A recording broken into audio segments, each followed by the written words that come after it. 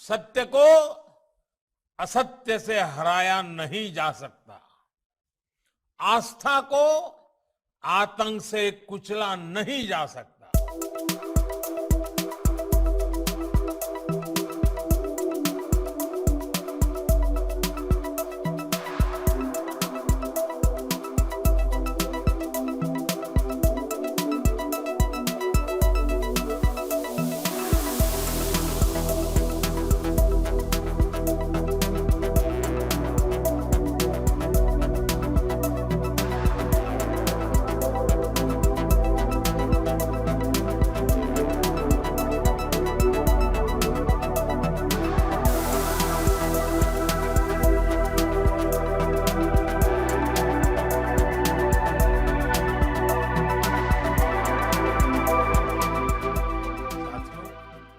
सोमनाथ तो सदियों से सदाशिव की भूमि रही है और हमारे यहां शास्त्रों में कहा गया है, शम करोति सह शंकरः, अर्थात जो कल्याण को, जो सिद्धि को प्रदान करे वो शिव है।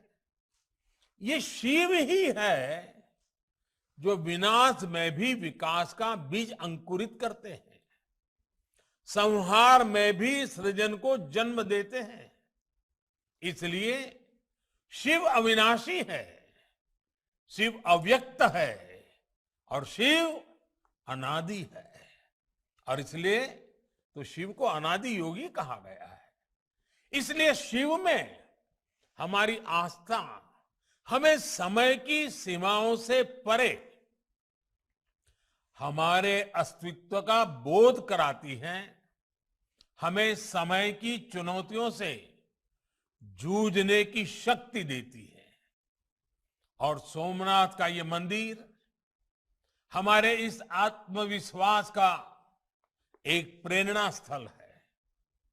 साथियों, आज दुनिया में कोई भी व्यक्ति इस भव्य संरचना को देखता है तो उसे केवल एक मंदिर ही नहीं दिखाई देता, उसे एक ऐसा अस्तित्व दिखाई देता है जो सैकड़ों हजारों सालों से प्रेरणा देता रहा है, जो मानवता के मूल्यों की घोषणा कर रहा है। एक ऐसा स्थल जिसे हजारों साल पहले हमारे ऋषियों ने प्रभास क्षेत्र यानी प्रकाश का, ज्ञान का क्षेत्र बताया था और जो आज भी पूरे विश्व के सामने ये आह्वान कर रहा है कि सत्य को असत्य से हराया नहीं जा सकता, आस्था को आतंक से कुचला नहीं जा सकता। इस मंदिर को सैकड़ों सालों के इतिहास में कितनी ही बार तोड़ा गया, यहां की मूर्तियों को खंडित किया गया, इसका अस्तित्व मिटाने की हर कोशिश की गई, लेकिन इसे जितनी भी बार गिराया गया वे उतनी ही बार उठ खड़ा हुआ। इसलिए भगवान सोमनाथ मंदिर आज भारत ही नहीं पूरे विश्व के लिए एक विश्वास है और एक आश्वासन भी है।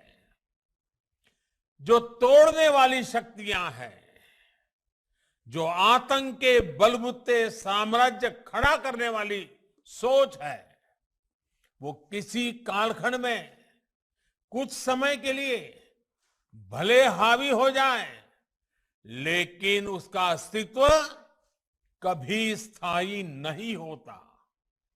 वो ज्यादा दिनों तक मानवता को दबाकर नहीं रख सकती। ये बात जितनी तब सही थी